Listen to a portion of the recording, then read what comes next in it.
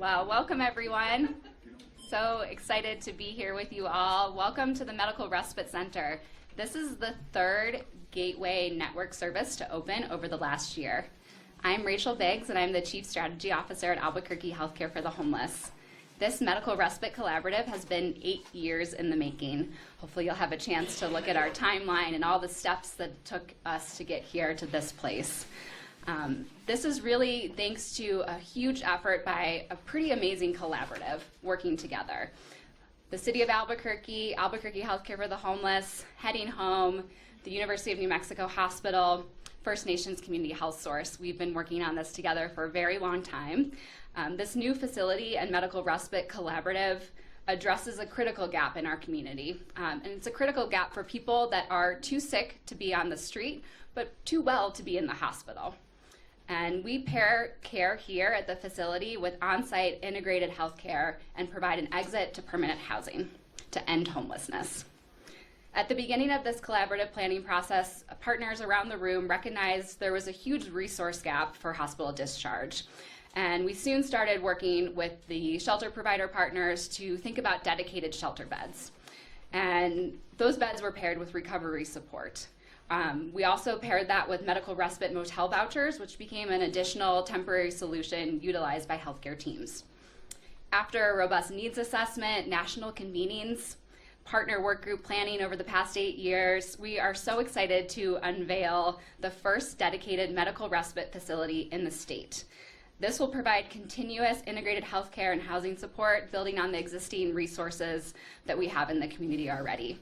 And we would not be here without the support of our partners, the state Medicaid office, our legislature, the city of Albuquerque, and the mayor. Upon coming into office, Mayor Keller made a commitment to carry out this vision through the Gateway Center. And we are so extremely grateful for the leadership and the city's investment in this beautiful space that we are in today. This is closing such a critical gap in our community. And so now Mayor Keller will say a few words about the impact of medical respite and what that impact will have on our community. Thank you. Thanks. All right, well, this is, just another example, I think, of it takes a village, it takes a community to help folks that are in need, and this is a case in point with dozens of different groups and people who've helped out. I know we have 2 city councilors here, Nicole Rogers and Renee Grout. They've been very supportive of the Gateway efforts and in general caring and investing in our unhoused community and in people who need it. And so I very much appreciate them today as well. And of course, there's way too many sort of thanks to go around, but I think now we have over a dozen partners at the Gateway. I want folks to know that roughly 500 people are getting help here every day. That is today, and of course we want to continue to expand that more. This is the third opening in just a year of a different specific type of service. And what we heard from many of you, especially the people who do this work each and every day, is that we have all these different gaps, right, in our system in terms of if you find somebody on the street, what can we do to help? Everyone kind of we all want to do that, right? But we quickly go to things like a sandwich or, this kind of thing. Like, it's a community. This is just like people just want to help. It's hard. It's really hard to get people the help that they need if you don't have all the partners working together. And I think hopefully what this demonstrates is that we can work together to make it not hard. It should be easy, right? That's why hopefully ACS, for example, can transport people to a facility like this from a medical situation to a facility like this to recover so they're not recovering on the street. Or sobering. People can sober up here. Or we have the 24/7 drop-off that we just opened so that finally we don't have to always have the West Side shelter and the long bus ride and all of this. We can actually have a 5 to 10 minute drive in a car, in an ACS car, to a place where 12 people spent the night last night for exactly that reason at our 24-hour first responder drop-off. And amazingly, I just checked on this. 12 people spent the night. There's now 1 person there because the other 11 people got to go transported to a better place where they can get services. So we're just trying to fill some of these gaps so that it is easy to actually help people and get people the services that they need. Now, this particular gap has been, I think, especially problematic for our healthcare system. And so that's why we're very appreciative. This is going to be run by Healthcare for the Homeless. Round of applause. And our one of our other flavors of centers in here, I believe last night, Heading Home, just got that contract. Did I get this right? Yeah. Okay, just making sure I didn't mess that up. So Heading Home will be doing more out here at the Gateway, so we appreciate them. A round of applause for all the work they do.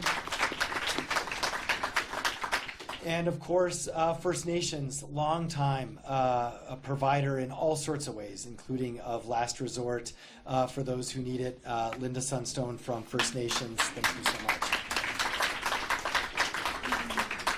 So I think we could really go down like the long list, but I do want to acknowledge that the wonderful young lady that updated me on what we did at the first responder location last night works for UNM. And so UNMH, also another partner now here at the Gateway. Thank you so much, UNMH. So I know there are others, and we're going to hear actually from a whole range of speakers. And we really wanted to focus not so much on elected officials like myself or anything like that, but on the providers who do this work each and every day. So I'm going to keep the rest of my remarks fairly short. But I want to mention this. You know, 8 years ago, when people told me about these different gaps in our community, gaps that have existed for decades, despite the good work of everyone I just mentioned, whether it was that transportation piece to visit people where they're at, the ACS piece, or it was the fact that we had no 24/7 drop-off that wasn't an emergency room or the ER, or that we desperately need an alternative to the West Side Gateway, or that we need more recovery space, which is actually coming up hopefully soon in March.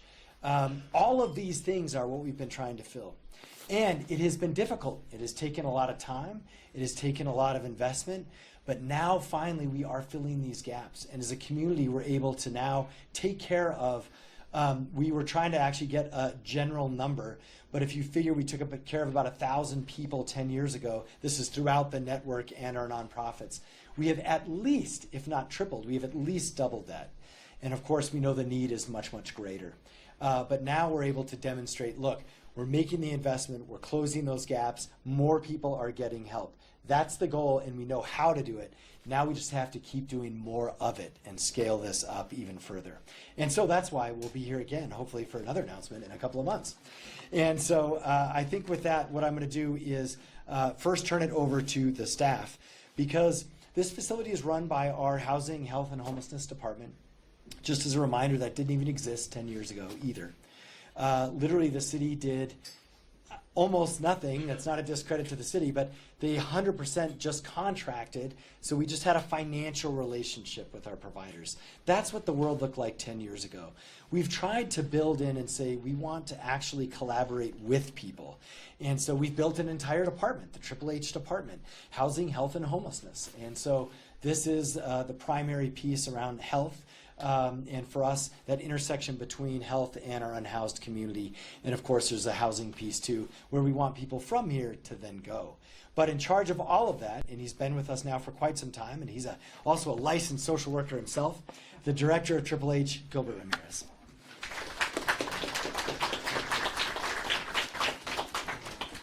Well, good afternoon, everyone. Thank you for joining us again. My name is Gilbert Ramirez, and I am very humbled to call myself the Director of Health, Housing, Homelessness Department. I was reflecting during this holiday break. I hit my one-year mark this January when I stepped in, but I came with the administration and joined this team back in 2018 as a deputy over behavioral health because of my background.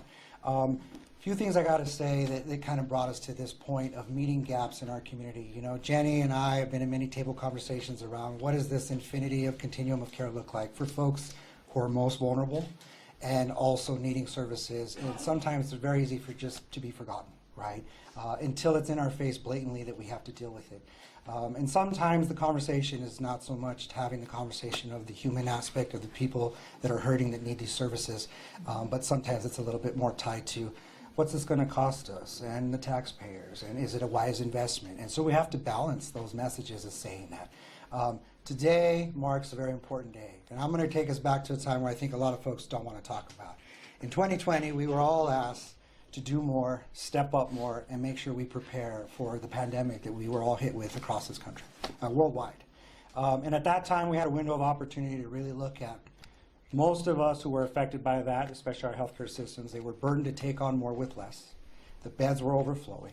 You had staff that were burnt out, all deemed essential workers, didn't get to stay home telework. City side on that end too. I remember issuing that memo to my staff saying, you've been identified as essential worker. You will report to work and we will continue. It was during that time that we had a quick little thing here that we created in partnership, which was a system of care meeting.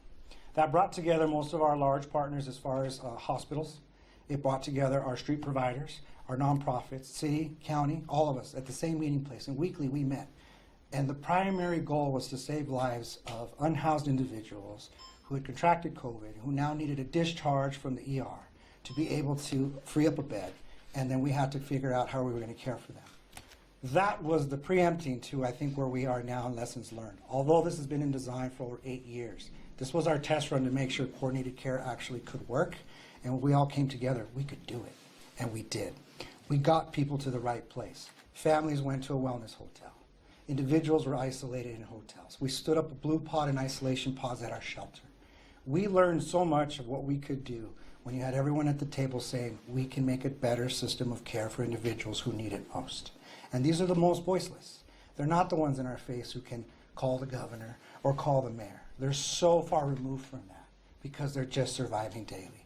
This respite center allows a whole new reflection of how we're going to serve individuals and meet a gap that's so important. And I say this because I know the folks in the room. We've got our electeds, we have our MCOs, we have our major hospitals. Everyone here and every one of them can probably tell you it's about dollars in the end.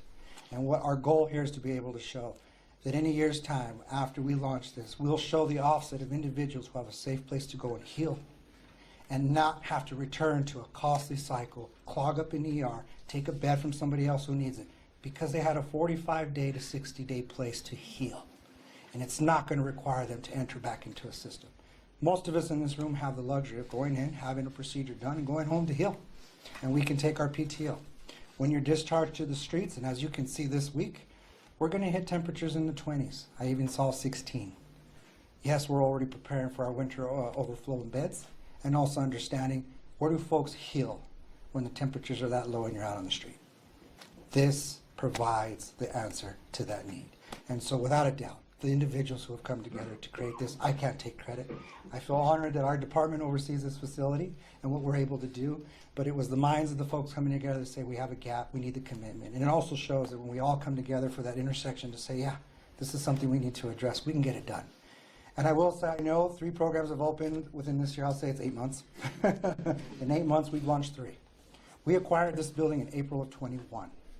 I know folks out there think, oh, it's taken forever and so much money has gone into this facility. I think if you are familiar with city gov practices, that's a lightning speed to see the projects that have opened here. And we are taking those dollars. We're being very diligent. We're opening these projects. And as you can see, the trauma-informed methodology that was done here, these are facilities with dignity that are humane to serve those who deserve it most. And that is what we are proud of. And that's what we asked our architects to design, thanks to Mullen Heller. We want to thank our construction folks, our Bradbury Stern. We've had so many people here contribute to making sure this project came to fruition. Our other departments, well, DMD probably loves us because, you know, we've taken our fair amount of staff to make sure this project got stood up, construction, timelines, and we pushed. And everyone met that. And to that I say, thank you. This is a big facility, and I've shared. The only other facility larger than this right now under the city's portfolio is the airport. So for size and comparison, it's big.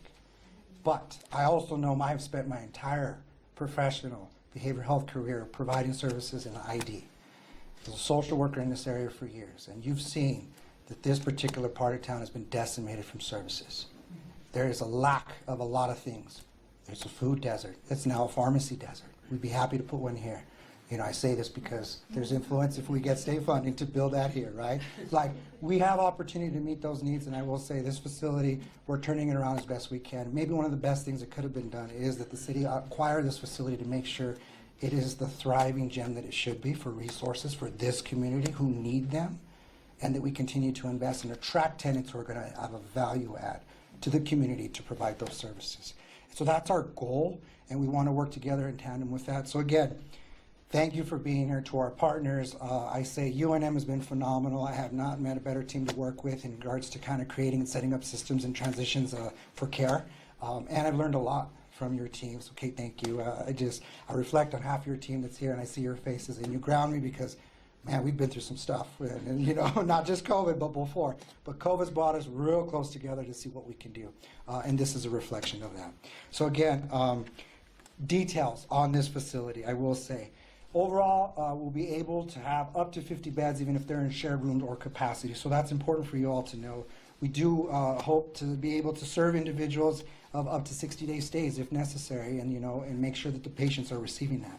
Annually, we see an impact of probably 400 individuals that may be served through this once up and running in a full year cycle.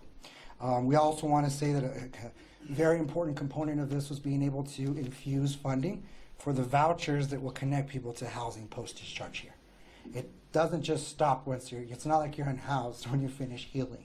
But the last thing you need to worry about is, now where do I go? And what's that solution? So tying that together is super important. And again, we appreciate the thinking, the recommendations, and us carving that out to make sure, again, it's a true continuum of care. And I draw this infinity because folks may recycle back into one.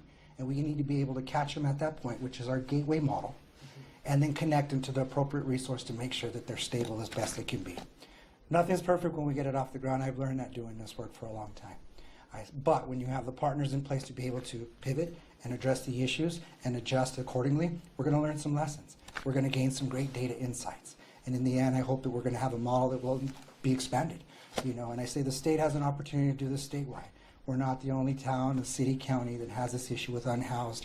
And folks shouldn't have to come from a rural area to heal here. Ultimately, you're best served in your community where your family is and your network is, whatever that looks like.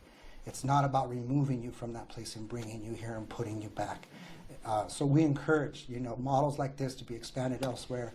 And I know, folks, as we head into this session, I'd be failing my community if I didn't say, look at those investments. Look at those structures and how you can set them up, because our entire state can benefit from that. All right. So with that, I think I will close and pivot over. Thank you all. This room, I think, obviously shows by the turnout the commitment to a project like this and making sure it gets done. And we did it. We couldn't do it without our partners heading home. For the operator, Jenny, Linda, thank you for both being invested in this and doing the insight. Not my area of expertise, but boy, have I learned a lot. And with that, I stand behind it 100%. And again, please continue to spread that message of why this is so important in a continuum. As small as it seems, basic discharge care after hospital stay. How important that's going to be to make sure in the end we're saving dollars to insurance.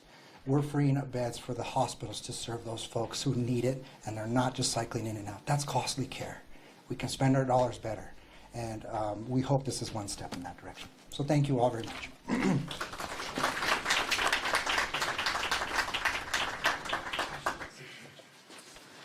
All right. Speaking of some of our partners, the state legislature did support our independent need evaluation that is already done and ready to go. So we'll be evaluating our impact, and I'd like to bring up Representatives Liz Thompson and Representative Christina Parajon. Thank you so much.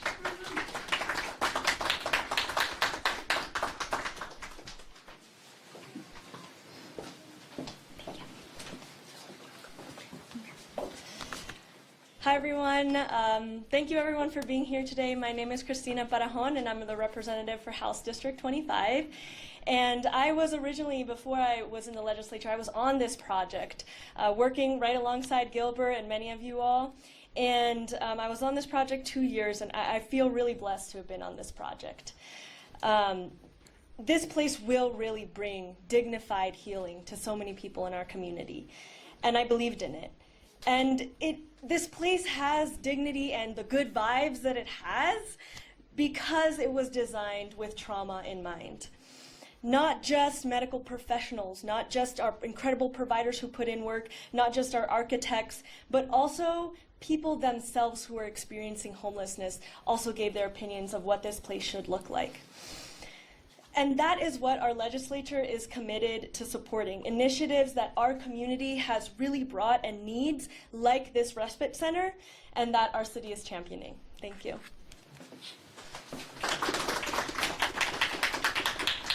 So, good afternoon. I'm Representative Liz Thompson, House District 25. And the first thing I want to do is introduce my new legislative assistant, who used to work with ACS.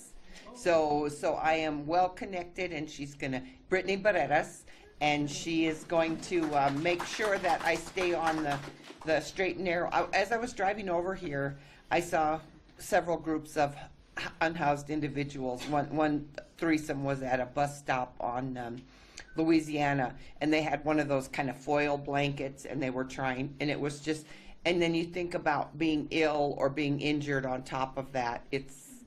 I mean, it broke my heart.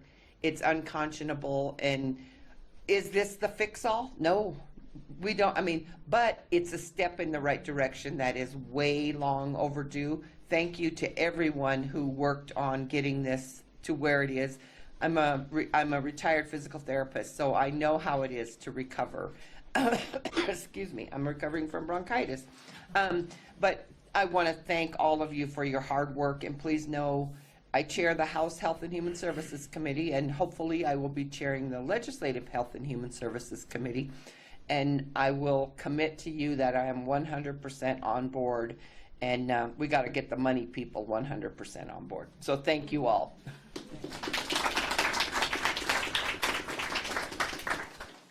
Thank you so much. Now we're going to hear from Albuquerque Healthcare for the Homeless board member, Daniel Rowan. We're so excited to have you talking about the need and the impact in this community. All right. Thank you. Well, as a board member for Albuquerque Healthcare for the Homeless, and even an individual with lived experience on the streets of Albuquerque, I'm really grateful to be here today to share some of my thoughts on the Respite Center. My day job, I'm a senior manager at Project Echo. They let me take my lunch break and come over here today. So, today really feels like an important step forward with the opening of this Medical Respite Center.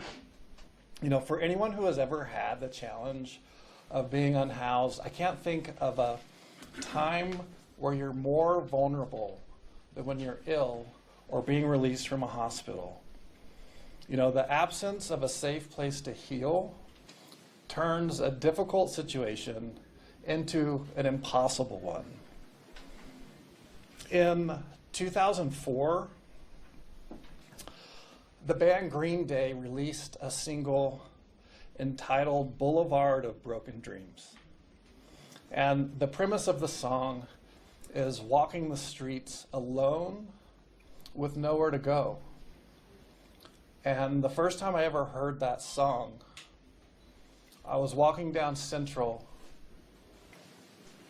just near Louisiana, past the closed CVS, listening to the radio on a little AM FM, and I heard that song, and that song at the time was the soundtrack of my life.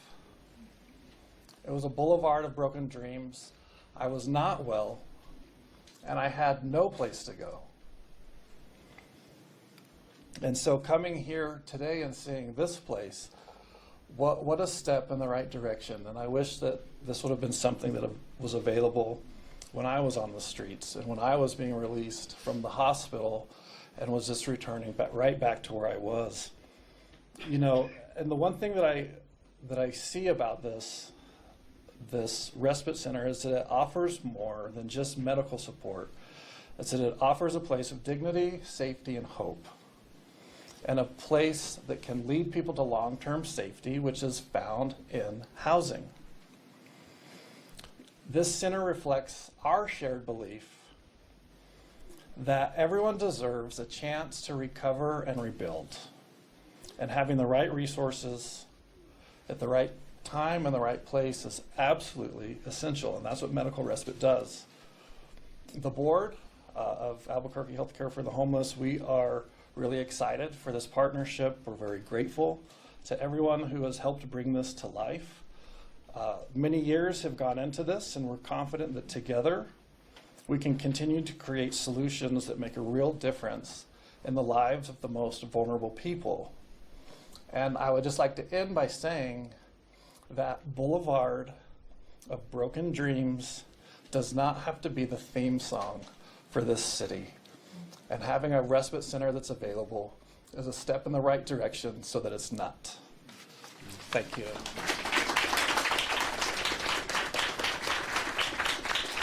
Thank you so much, Daniel. All right, now I'm going to introduce UNM Hospital, Kate Becker, the CEO.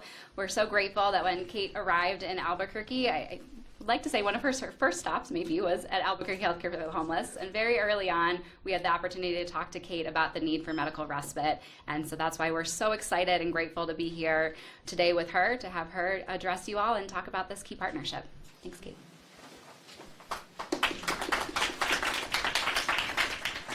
Thank you, Rachel. And actually, that is true, but I can't believe you remembered it. It's kind of like, oh, wow, so nice. So I'm Kate Becker. I'm the CEO for UNM Hospital. And I'd like to begin by congratulating the teams at both Albuquerque Healthcare for the Homeless and the City of Albuquerque for working together to bring this vision of a new program to reality. The role you will play here will truly improve health outcomes for those who need this service. For those of us at UNM Hospital, we are really excited to see a facility like this.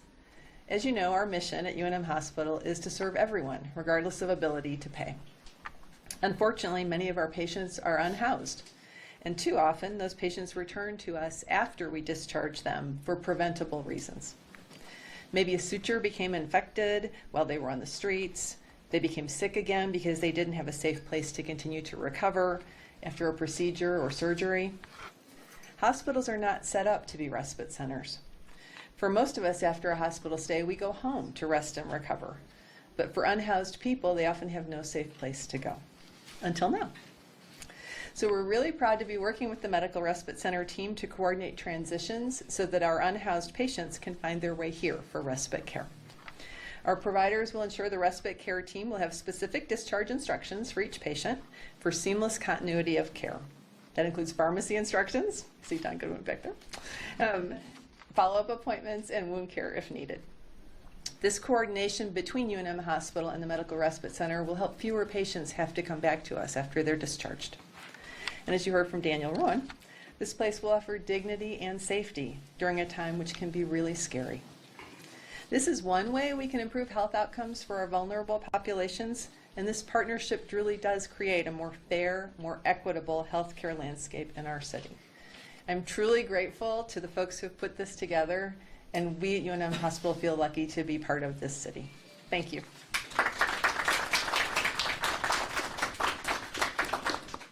Thank you, Kate.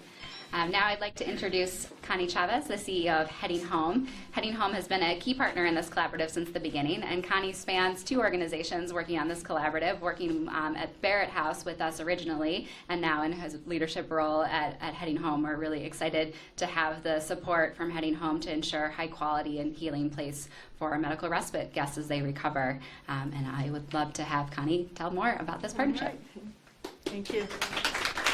Thank you, everybody, and thank you for being here today. This is really a critical moment in time where systems come together, people collaborate together. We visioned this 8 years ago, and I'm so excited that now Heading Home gets to be a partner in this, that we have worked on the systemic change, that we have partnership with the City of Albuquerque, come together with everyone to provide a place of dignity and to really bring the entire service, the entire package to those who are unhoused, to the most vulnerable who are ill, who need to transfer. We take them, we walk with them the minute they walk through the door, and we walk with them, we exit them out of homelessness to housing. That's the goal, is that everybody is healthy, happy, and whole when they come through this facility. So I'm super excited to be part of this. I'm super excited that I got to be part of it from the beginning. I'm thankful to Healthcare for the Homeless for driving this process, for making it happen, for including us and including me. This is tough work to do. This vulnerable population, they are human beings who need proper care and proper guidance to get out of the situation that they're in. And as we can see, there's a way out. We just have to help them there. So thank you, everybody, for being here, for all the support, for all the financial resources. You all are amazing. Thank you.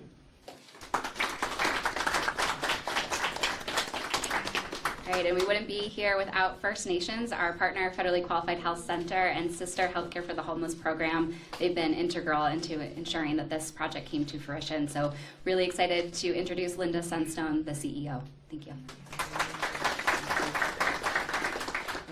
Good afternoon, everybody. I'm Linda Stone. I'm the director of First Nations Community Healthsource. We are New Mexico's urban Indian health center, but also a federally qualified health center in Albuquerque, actually in this international district area. With me today is Samantha Madrid, who's our chief medical officer, as well as Randy John, who's our street outreach coordinator. And we're all very excited and thrilled to be here today for this very special occasion.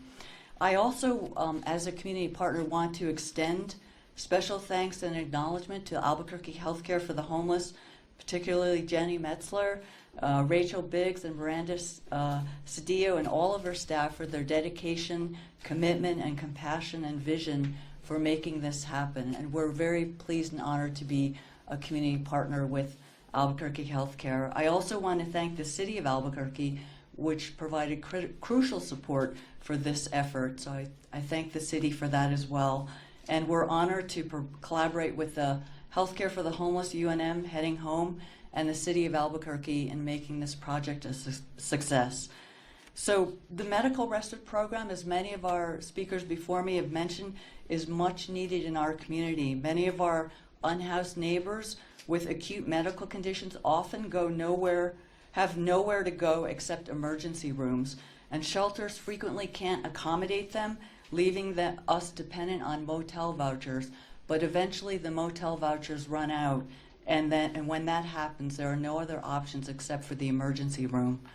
Even for many of us who are housed, navigating recovery, it can be a significant challenge, especially if you need a safe and secure place, but you also need a network of resources and support.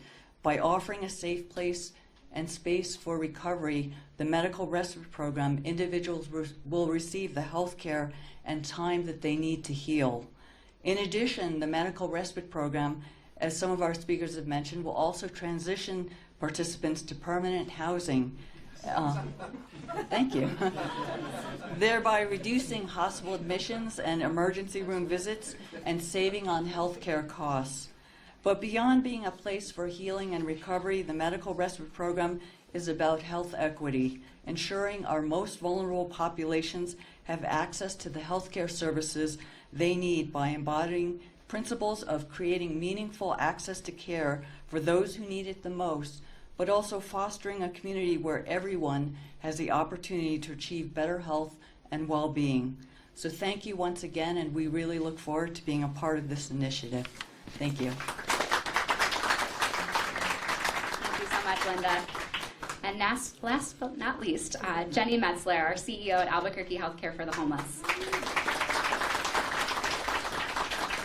Okay, so I just threw out the script because the lights went down. I think that was my cue. So and I get a lot of time to talk about this and other things that I'm very excited about. So I think just what was reflected in the comments here, and all of you in the room and people who've had to leave already, is just the excitement about this place. And what I want to emphasize is the collaboration, the partnership, because we talk a lot about how we don't work enough, we don't collaborate enough, we don't think ahead, we're all doing our own thing, and collaboration is really hard, but collaboration is where we identify the issue.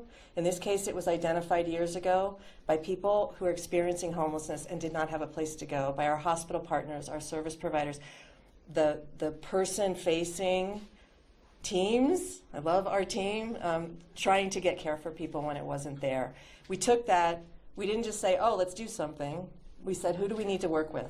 What's really going on here? Let's look at the data. Let's do the needs assessment. Let's find some national methodologies.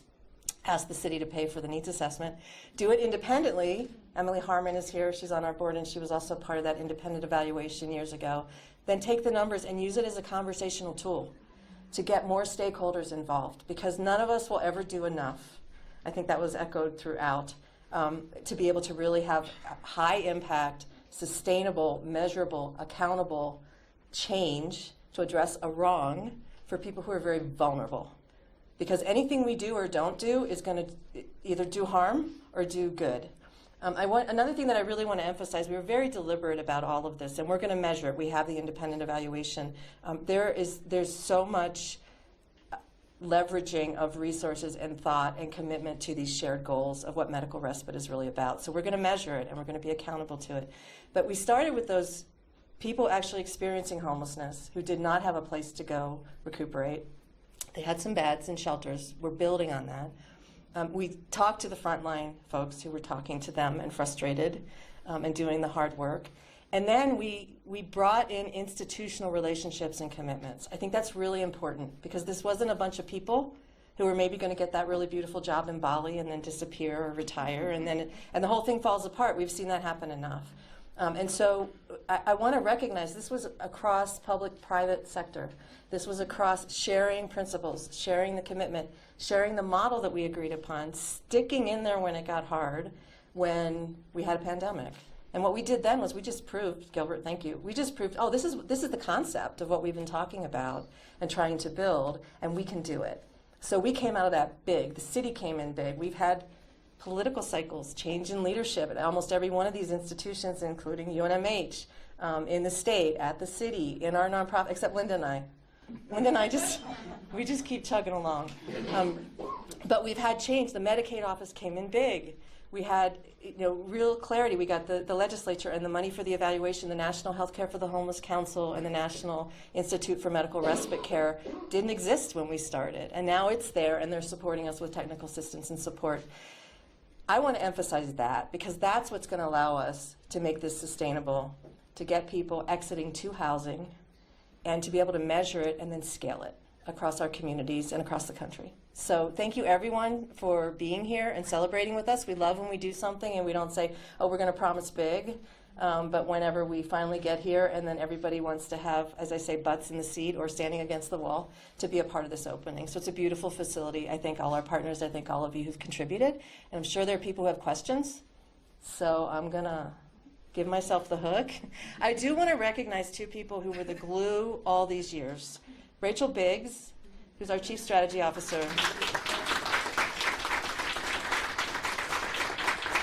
I'm going to get in trouble for this. She was not a chief strategy. I'm talking about collaboration institutions, but there are two people I have to recognize. Rachel was not in this position when she started, and she looked at me and she said, we can do this. It needs to be done, and I want to do it. So we've just let her lead it, and those of you who are involved know. And the other person is from the city of Albuquerque, Doug Chaplin.